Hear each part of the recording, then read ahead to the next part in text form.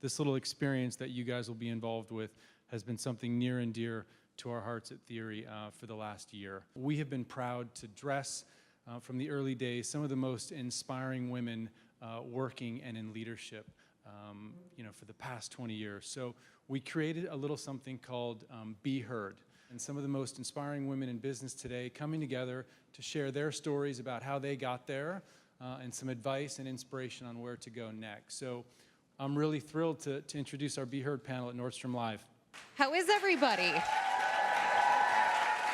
I love the enthusiasm. My name is Rebecca Jarvis. I am the host of the No Limits podcast and the chief business, technology, and economics correspondent with ABC News. And we have an awesome panel with us today.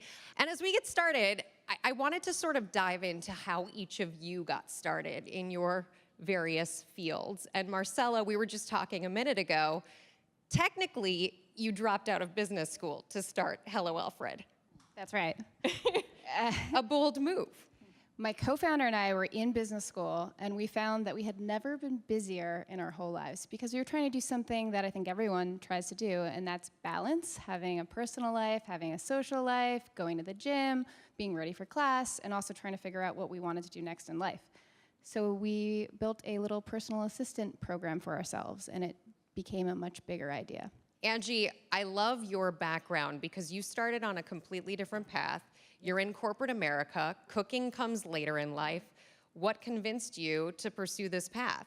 Well, it's really interesting. So I actually come from a restaurant family. So many of my aunts and cousins are restaurateurs. And, they had always said, don't do it. So that's why I went into corporate America. I was doing corporate real estate for over 10 years. I was making great money and I was traveling, but it wasn't what I wanted to do. So I left and realized that I should be cooking. And it's, I guess it's in my DNA, but yeah, that's how it all got started.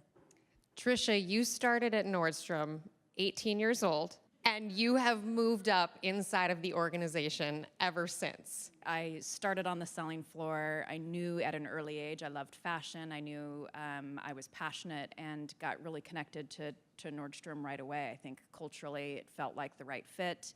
I think I've constantly been able to grow and take on additional responsibilities, and it's something that I'm really passionate about. So, Marcella, what was it that convinced you, beyond the fact that the personal assistant in your life was a good thing, that you should actually start a business around this and move on from business school? We shared the service with our friends, and they told their friends about it. And then slowly we had 100 customers while we were still in business school. And it got to be overwhelming, and we got back to the problem of not having a lot of time. And so we told all of our customers we were really sorry, but that we were taking their home manager away. And every single one of them wrote us a letter and said, we'll pay you more, we can't live without it, it's changed our life.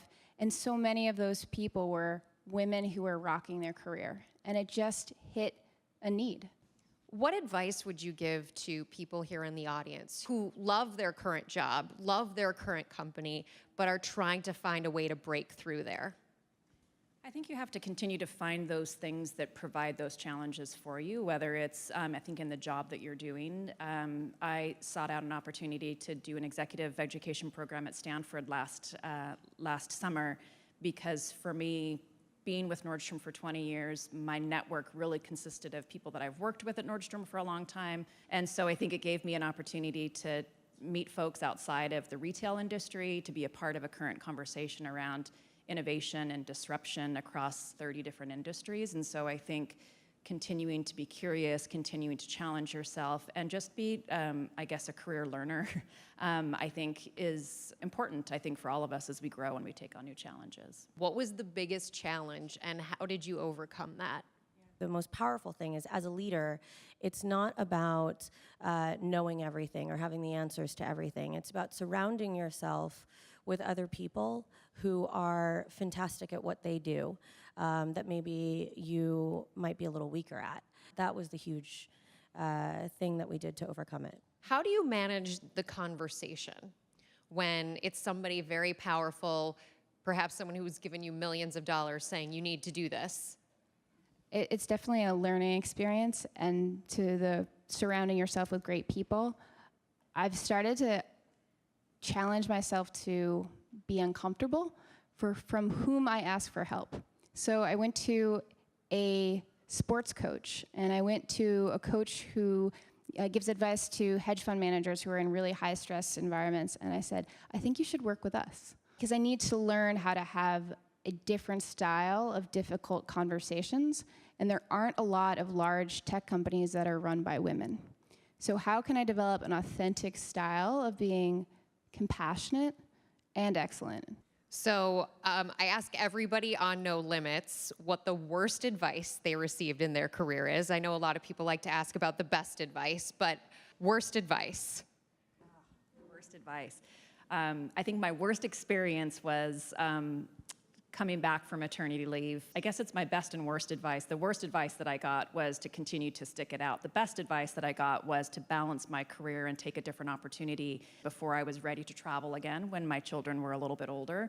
So I think the worst advice that I received was that there maybe wasn't another option. The best advice, I think, on the other hand, was to allow yourself to be able to accomplish what you want to do professionally and balance that with what you need to do personally.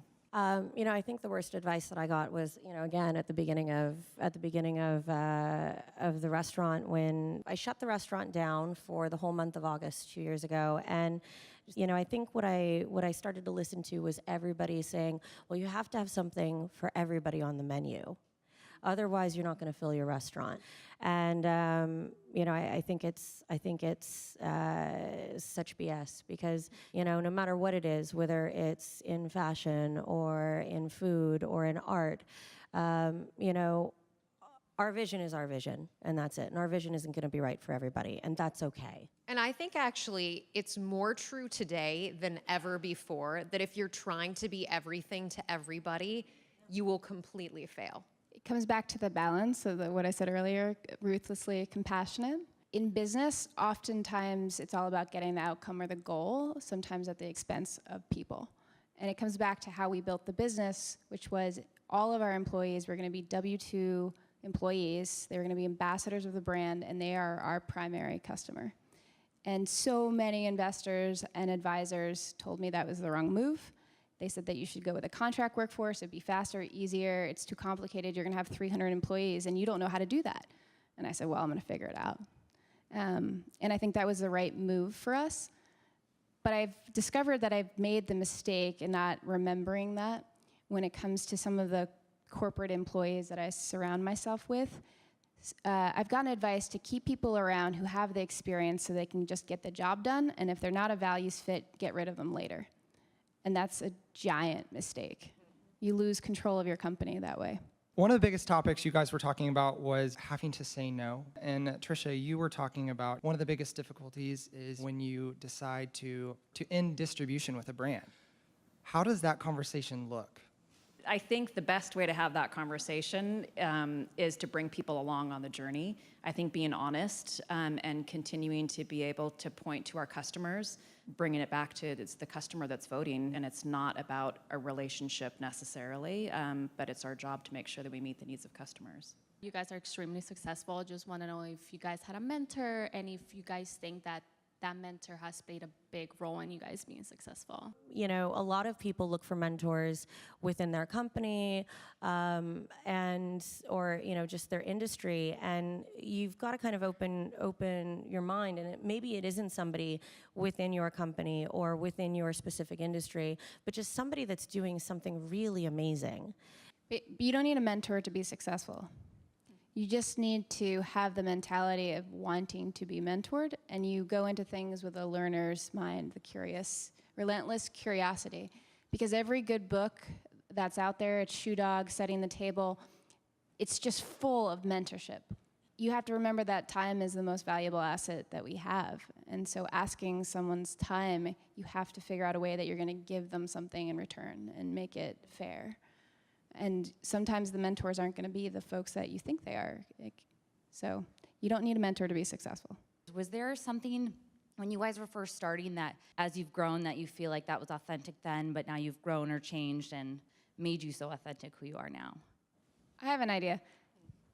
I used to think that I didn't have the right to an opinion. Like, I didn't really, it wasn't okay for me to say I don't like carrots. Like, do I really not like carrots? I don't know. I haven't tried every food, so I might like something. So I had this whole thing of like, who am I? And like, what is important to me? And in doing that, what became authentically me was this two-step. It's like, this is the punch. Like, if you take one thing away, it's this. Clarity about what you want. Clarity builds conviction to go get it any way you can. And feedback that you're going to get along the way, all those no's, those are fuel for improvement. Like, you want as many no's as possible so that you build something layer by layer and layer, so it's, you know it in your bones to be true. But getting the feedback and acting on it and learning and sticking to your clarity and conviction, that's how you win. I think it's just embracing and feeling confident about who you are and what you bring to the table. And I think maybe sometimes that takes time. I think that more and more you see patterns of success with founders and with people who are really happy and successful in their careers, and finding ways to do more of what you like and finding ways to do more of what you care about, even if you're in an opportunity or a job that you don't love, unless you're planning on making a move, which is great too, but find ways to infuse your day with more of the things that you care about. What do you think has set you apart to get you to where you are now? There's something very special about each of you, which is why you're up there today. So what do you think has set you apart? Can I make an observation? Yeah. I would say that you've heard no a bazillion times in your life. And the biggest distinguishing factor is that none of you took it as the final answer. That's on point. She answered for us. Yeah, I know. Thank you, Rebecca. Well, I think that's an amazing way to end this Thank you. incredible panel. Thank Let's you. give a big round of applause, Rebecca, Marcella, Andy, and Trisha.